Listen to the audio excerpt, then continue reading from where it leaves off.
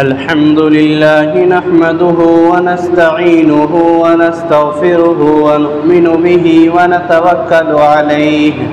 ونعوذ بالله من شرور أنفسنا ومن سيئات أعمالنا من يهده الله فلا مضل له ومن يضلله فلا هادي له ونشهد أن لا إله إلا الله وحده لا شريك له ونشهد أن محمدًا عبده ورسوله وقال الله تعالى في القرآن المجيد أعوذ بالله من الشيطان الرجيم بسم الله الرحمن الرحيم إن أول بيت وضع للناس للذي ببكة مباركا وهدى للعالمين صدق اللہ العظیم۔ میرے معزز بزرگوں اور عزیز نوجوانوں، اللہ رب العزت نے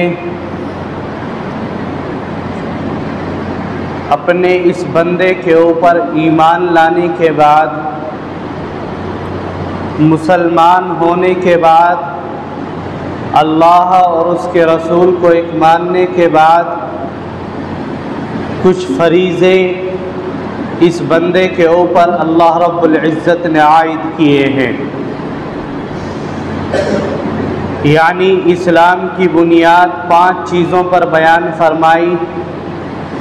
کلمہ، نماز، روزہ، زکوٰۃ اور حج۔ 5 ارکان ہیں۔ پہلا رکن کلمہ ہے کہ انسان کلمہ پڑھے، لا الہ الا اللہ محمد الرسول اللہ۔ جب انسان اس کلمے کو پڑھ لیتا ہے تو وہ انسان ایمان والا کہلاتا ہے، اس کو مسلمان کہا جاتا ہے۔ اس کلمے کے پڑھ لینے کے بعد اس کلمے کے تقاضے ہیں، اور اس کے بعد اللہ رب العزت نے 4 فریضے اور رکھے ہیں، جن کو ہم جانتے ہیں کہ ایک نماز ہے، ایک روزہ ہے، ایک زکوٰۃ ہے اور ایک حج ہے۔ اللہ رب العزت نے یہ عبادتیں اس انسان کو عطا فرمائی ہیں، لیکن ان عبادتوں کی قسمیں بھی نرالی ہیں۔ اللہ رب العزت کی عبادتوں کا طریقہ بھی مختلف اور نرالا ہے۔ چنانچہ بعض عبادتیں وہ ہیں جو صرف بدن سے تعلق رکھتی ہیں، اور بعض عبادتیں وہ ہیں جو صرف مال سے تعلق رکھتی ہیں، اور بعض عبادت وہ ہے جو مال اور بدن دونوں سے تعلق رکھتی ہے۔ جو چیزیں بدن سے تعلق رکھتی ہے وہ عبادت نماز کی عبادت ہے۔ آپ نماز پڑھتے ہیں، آپ روزہ رکھتے ہیں، اس کا تعلق بدن سے ہے کہ آپ بدن سے اللہ کی عبادت کر رہے ہیں۔ نماز پڑھتے ہیں، اپنے ہاتھوں کو، اپنے پیروں کو، اپنے پورے بدن کو حرکت کے اندر لاتے ہیں۔ چنانچہ معلوم ہوا کہ یہ عبادت بدنی عبادت ہے،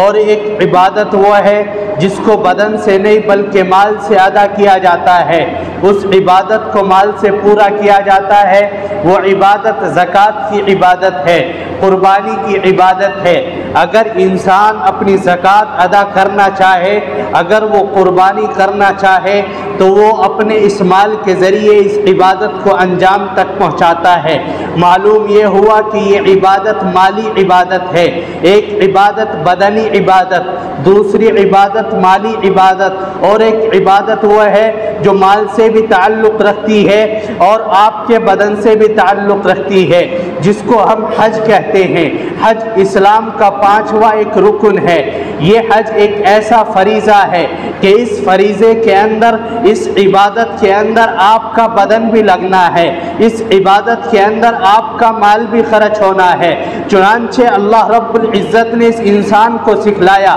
اے انسان، جب تو اللہ کی عبادت کر رہا ہے، اللہ نے تجھے ایک جسم دیا ہے، اللہ نے تجھے ایک بدن عطا فرمایا ہے، اللہ نے تیرے اندر توانائی اور طاقت طاقت تجھے دی ہے، اس طاقت کے ذریعے تو اللہ کی عبادت کر۔ اب تو اس طاقت کے ذریعے روپیہ پیسہ بھی کماتا ہے، لہذا اب اس طاقت کے ذریعے، اپنے اس مال کے ذریعے دوسری عبادت زکوٰۃ اور قربانی کو بھی تو کر۔ اے انسان، جب تو نے بدنی عبادت کا طریقہ سیکھ لیا، اے انسان جب تو نے مالی عبادت کا طریقہ سیکھ لیا، اب ایک عبادت تجھے ایسی دی جا رہی ہے جو بدن سے بھی تعلق رکھتی ہے اور جو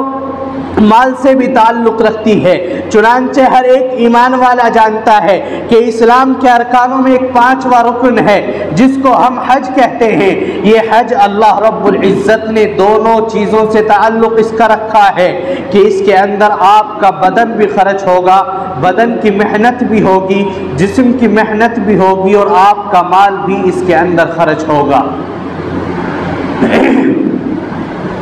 لہذا یہ حج کس کے اوپر فرض ہے اور کس کو حج کرنا ہے؟ نماز اللہ نے ایک ایسی عبادت دی ہے کہ جوان ہو یا بوڑھا ہو، عاقل اور سمجھدار ہونا ضروری ہے، اور اس کے اوپر ہر ایک کے اوپر نماز ضروری ہے۔ اگر وہ بیمار ہے، کھڑے ہو کر کے نہیں پڑھ سکتا تو بیٹھ کر کے نماز پڑھے، اگر بیٹھ کر نہیں پڑھ سکتا تو لیٹ کر اللہ کی عبادت کر لے، اور اسی طرح روزہ ہے۔ لیکن اللہ نے اس حج کو فرض کیا ہے۔ حج فرض کرنے کے بعد اللہ نے کہا کہ یہ حج صرف مالداروں کے اوپر فرض ہے، جس کو اللہ نے صاحب وسعت بنایا ہے، جس کے اوپر جس کے پاس میں اتنا پیسہ ہے، جس کے پاس میں اتنا مال ہے کہ وہ اس کے ذریعے مکہ اور مدینہ کا سفر بآسانی کر سکتا ہے، وہاں پر جا کر کے اپنا سفر خرچ اٹھا سکتا ہے، اور اپنے گھر والوں کو اتنا خرچہ دے کر کے جا سکتا ہے کہ جب تک وہ حج کر کے آئے اس کے گھر کے اندر خرچ موجود ہو، گھر والوں کو کسی قسم کی پریشانی نہ ہو، اس کے اوپر حج فرض ہے۔ قرآن کریم نے بیان فرمایا، ان اول بیت وضع للناس للذی ببکۃ مبارکا وہدی للعالمین،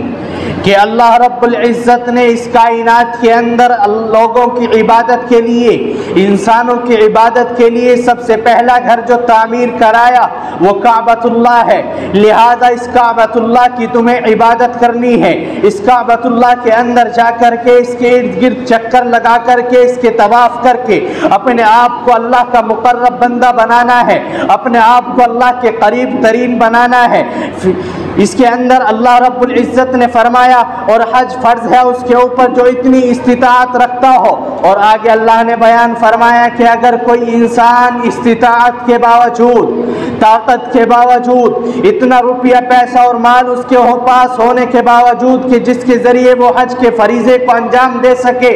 اگر کوئی اس سے روگردانی کر رہا ہے، اگر کوئی اس سے منہ موڑ رہا ہے تو وہ کھلم کھلا اللہ کی نافرمانی کر رہا ہے۔ اور یاد رکھو،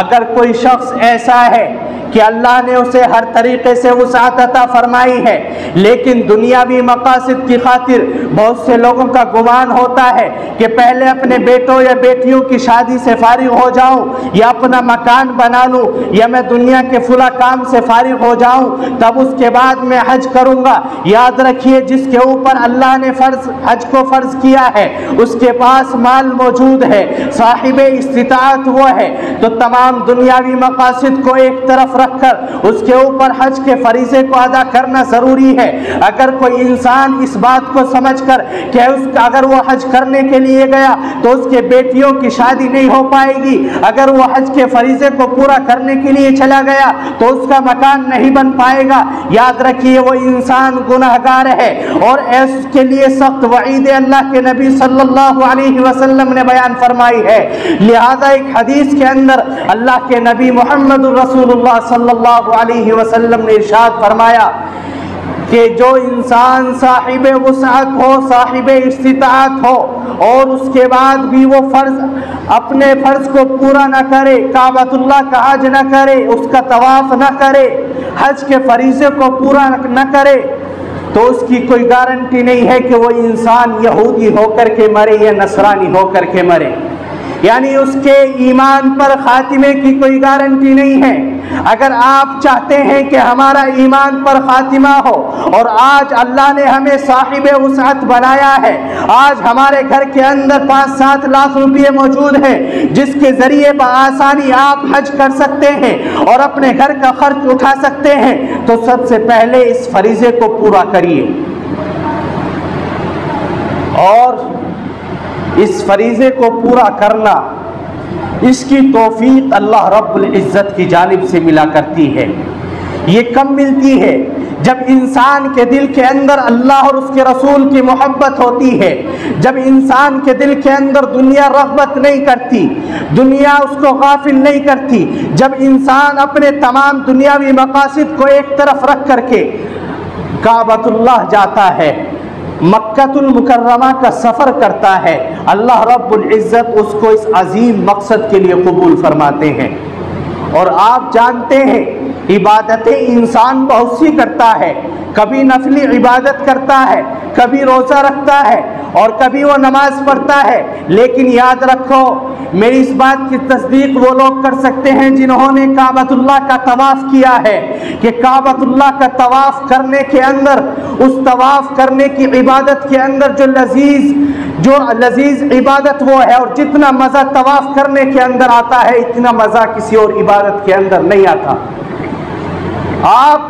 اپنے گھر کے اندر رہ کر کے پوری رات پورے دن نوافل پڑھتے رہیں، نمازیں پڑھتے رہیں، لیکن جب آپ طواف کریں گے کعبۃ اللہ کا، اللہ کے گھر کا آپ چکر لگائیں گے اور وہاں پر آپ روئیں گے اور گر گڑائیں گے، جب آپ حجر اسود کو چومیں گے، اس وقت میں جو لذیذ اور جو مزہ انسان کو ملتا ہے کہ اس کے ایک ایک قدم پر جب انسان طواف کرتا ہے، اس کے ایک ایک قدم پر اس کا ایک ایک گناہ معاف ہوتا چلا جاتا ہے اور ایک ایک درجہ اس کا بلند ہوتا چلا جاتا ہے، اس وقت میں انسان کو جو فرحت اور آسانی اور شادمانی اس کو میسر ہوتی ہے، وہ دنیا کے اندر کسی اور عبادت کے اندر حاصل نہیں ہوتی۔ اس لیے جسے اللہ نے موقع دیا ہے، جس کو اللہ نے یہ مال میسر کیا ہے، وہ انسان ضرور بضرور اپنی زندگی کے اندر اس حج کے فریضے کو پورا کرے۔ وہ بات الگ ہے کہ آپ نے درخواست ڈالی ہے اور حکومت کی جانب سے اس کی منظوری نہیں ملی تو آپ معذور ہیں، اس کے اندر آپ گناہگار نہیں ہوں گے، لیکن سب کچھ انتظام ہونے کے باوجود اپنے آپ کو غفلت کے اندر ڈال رکھا ہے۔ اور بہت سے لوگ تو شوقیانہ عمرہ کرتے ہیں کہ شوق کی وجہ سے چلو ادھر گھومنے جا رہے تھے آپ کے ادھر چلتے ہیں، اب کے مکۃ المکرمہ یا مدینہ چلتے ہیں، وہاں پر گھوم کر کے آتے ہیں۔ میرے دوستو، وہ کوئی شوق پوری کرنے کی جگہ نہیں ہے، وہ تو ایک خاص عبادت کی جگہ ہے، اپنے گناہوں کو معاف کرانے کی جگہ ہے۔ اس لیے جب کوئی عمرہ کرنے کے لیے، حج کرنے کے لیے جائے تو وہ اپنی نیت کو خالص رکھے۔ اور دوسری بات یہ کہ اگر کوئی انسان یہ سمجھ رہا ہے کہ ابھی تو جوان ہے، ابھی تیرے بچے ہیں، ابھی تجھے مکان بنانا ہے، بڑھاپے کے اندر جا کر کے تو حج کر لینا یا عمرہ کر لینا، تو وہ غلط فہمی کے اندر ہے۔ بڑھاپے کے اندر کسی سے حج نہیں ہوتا، وہ سب دوسروں کا محتاج رہتا ہے، وہ اس کا ایک طواف بھی وہ نہیں کر سکتا، کعبۃ اللہ کا ایک طواف کی طاقت اس کے اندر نہیں رہتی۔ جو مزہ جوانی کے اندر عبادت کا ہے وہ کسی اور عمر کے اندر عبادت کا مزہ نہیں ہے۔ اس لیے اپنی عمر کو غنیمت جانے، موقع کو غنیمت جانے۔ اللہ نے آج آپ کو موقع عطا فرمایا ہے تو اس موقع کو غنیمت جان کر جہاں آپ اور فریضے پورا کر رہے ہیں، اس فریضے کو بھی پورا کریں۔